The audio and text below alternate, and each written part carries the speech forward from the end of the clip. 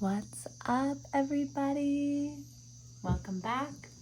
And for those of you who are new here, my name is Amber, and this is my video blog sharing my self-hypnosis journey and how I'm using self-hypnosis to change my life and hopefully change the world around me. So, I'm here on my yoga ball, which is an absolute lifesaver for my back for all the time that I spend sitting at my desk. If you sit at your desk a lot, I highly recommend this. It's really good for the hips and the pelvis. It just lets you kind of move around and have some fun. So I'm just here bouncing around, thinking about this last week, and man, it was a doozy. I was really deep in some heavy emotions, and I want to share with you excuse me, I want to share with you how I failed, but not in the way that you might think. So I started out this vlog with an episode talking about how I was using self-hypnosis to change my relationship with tobacco and cannabis. And in that first video, I threw out all of my tobacco and cannabis and committed to following all of the steps that I had been programming into my mind with my self-hypnosis recording that I had been listening to, well, still am listening to every day now for about 6 weeks. And I have not achieved my goal. I have not been able to quit smoking tobacco. However, I don't feel like that's where I failed. I actually feel like I failed at failing. And this is why. So before, and let me tell you, there's been a lot of before. I've tried to quit smoking hundreds of times over the last 7 years. The first time I tried to quit smoking, really committed myself to quitting smoking, was right before my 30th birthday. I actually got hypnotized to quit smoking, and I was successful for about 8 months. And then, of course, life happened, and I picked it up again. And I am now 37, so over the last 7 years, I have tried to quit smoking so many times, I've lost count. And what happened over that period of trying and failing and trying and failing was that I built up a belief in myself that it was not possible for me to quit smoking. That every time I tried and failed, it was building upon this belief that I am a failure and I'm never gonna have success over this addiction. And I would just get so down on myself, such a dark place, give up, there's no point in trying. And then it would take me so long before I would start again, before I would try again to quit smoking. So the failure that I feel like I'm experiencing now is actually quite exciting, because I feel like I have failed at failing, right? And what do I mean by that? Failed at failing. I mean that this time is different, because even though I'm still smoking tobacco, I don't have this same failure, defeatist mentality happening. I actually feel quite successful. So one of the components of my self-hypnosis was to remove the addiction also that I have to cannabis. And in that regard, I've been super successful. I have no cravings for cannabis. I've smoked a few times and it's not really doing anything for me. I'm not enjoying it. It doesn't feel good, which is a huge step, because just a few weeks ago, I was smoking cannabis all day, every day. I like to roll my cannabis and my tobacco together in little spliffs, and I just sprinkle, a little bit of cannabis in there. And it was helping me a lot with regulating my emotions and my physical pain for many, many years now. And I created not only a physical dependence to the cannabis, but also a mental dependence. So every time I would try to stop smoking cannabis, I would have withdrawals. I would feel like I was going to be miserable and unhappy for the rest of my life without being able to partake in the cannabis.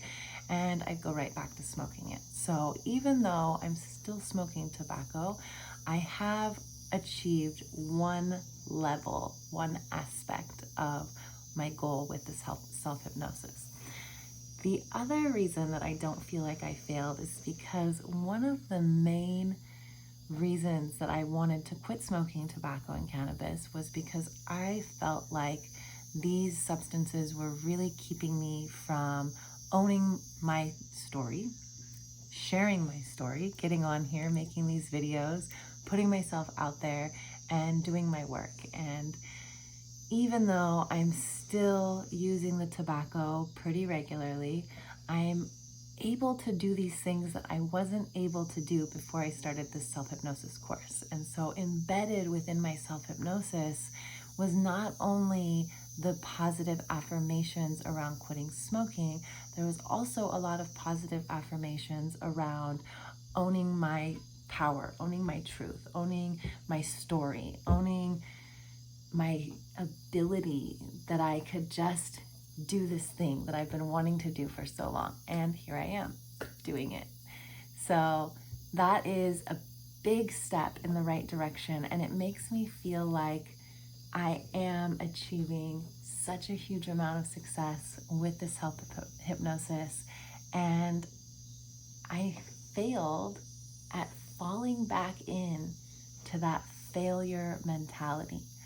I am currently feeling so confident in myself that I am going to be able to quit smoking or change my relationship with tobacco, because in reality, I don't want to quit smoking tobacco forever. I really believe that tobacco is a powerful medicine and it's very beneficial in helping to ground our energetic field. It helps us to connect with the spirit world. And my goal is really to change my relationship with tobacco so that I don't have this addictive quality where I'm abusing the medicine and not respecting its proper uses. So I am still really, really confident in myself that I'm going to get to that point. And I know that self-hypnosis is going to help me get there. So what I have recognized, I talked about this in one of my earlier videos when I mentioned that I wouldn't recommend to someone else to start their first self-hypnosis with something as big as quitting smoking or, losing 50 pounds or completely altering some major aspect of your life. And this is because self-hypnosis is a tool that can be strengthened like a muscle over time, that you can become better and better. The more that you use self-hypnosis, you can become more proficient in self-hypnosis.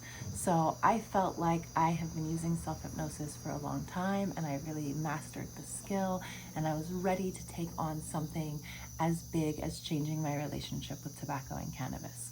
Now, I recognize at this point that I'm not quite there yet, and that's okay.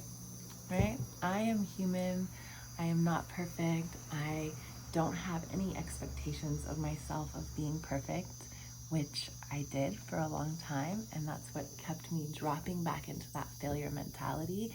And self-hypnosis has helped me recognize that I am not a failure. Actually, I've had a lot of successes, and it's another huge success that I recognize that I've bit off more than I can chew, so to speak.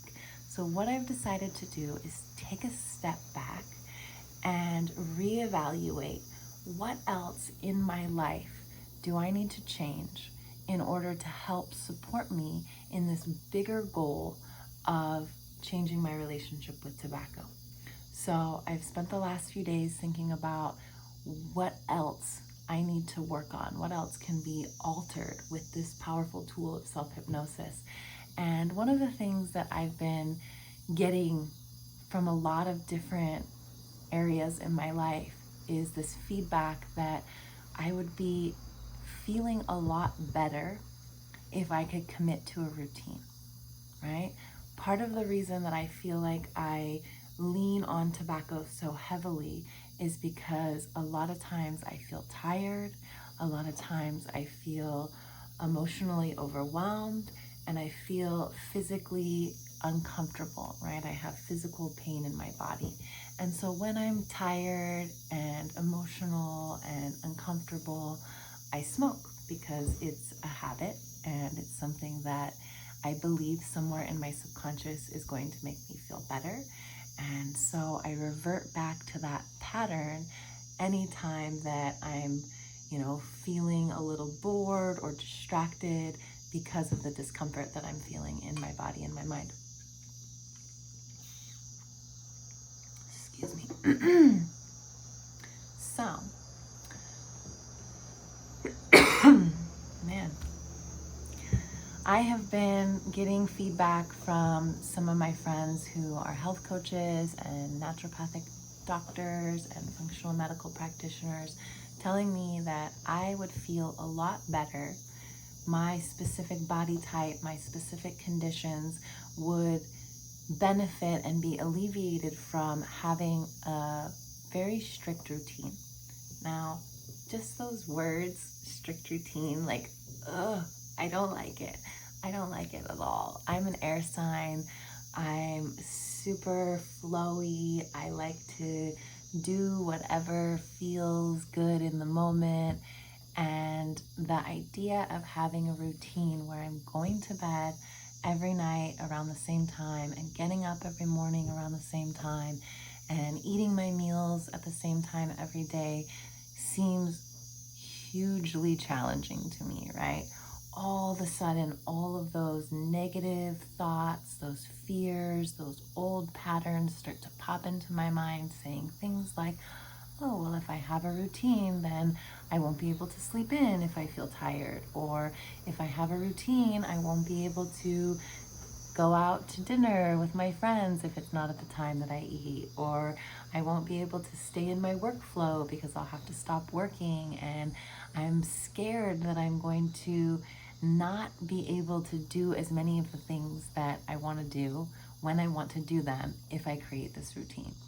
And so I have decided to start over, start from the beginning, and create a new self-hypnosis script that's going to help me overcome these limiting beliefs, change the patterns of behavior that keep me from being able to follow a routine, and get myself into a place where I'm functioning better and feeling better, and most likely getting a lot more done with this new self-hypnosis script and creating this lifestyle change with building a routine into my daily schedule. And when I achieve that, which is going to take me about 4 to 6 weeks with the process of self-hypnosis, then I'll be able to reevaluate and see where I'm at with my use of tobacco and if I'm ready to try again, to take on a self-hypnosis regimen that will help me reintegrate this first process that I started with and try again. Because the only time you ever really fail is when you give up or when you don't try at all. So that's pretty much all I wanted to share with you guys today. I've got some super exciting stuff in the works. Big things are happening here in Costa Rica. I am so blessed to have met some amazing people doing really special projects. They've brought me on board. They recognize my gifts. They're helping me take the next step in my mission. It's going to evolve this video blog. It's going to evolve my offerings as a hypnotherapist, as a visionary, as a conscious rights activist. You guys are going to be seeing me really step up to the plate and do some things that I've been wanting to do for a long, long time.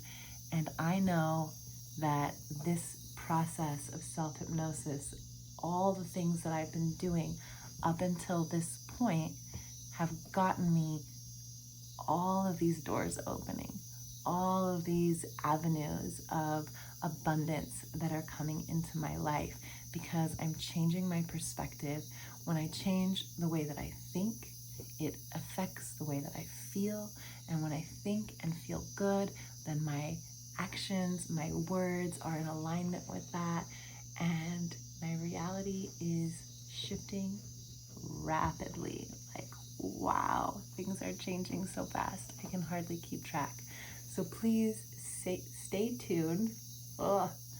Please stay tuned. Keep up with all the new and exciting things that are going to be coming up. If you haven't already, please subscribe, like, share. If you know anything about how these Facebook algorithms work, the more that you watch my videos, subscribe to my channel, like my videos, share my videos with other people, the higher up I get in the rankings and other people start seeing my videos.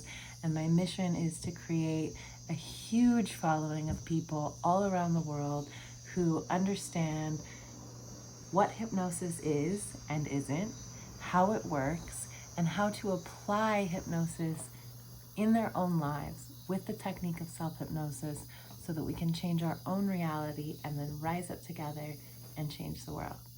So, from my heart to yours, namaste. Sending you so much love wherever you are at in the world. Please know someone loves you, someone believes in you. There is another way.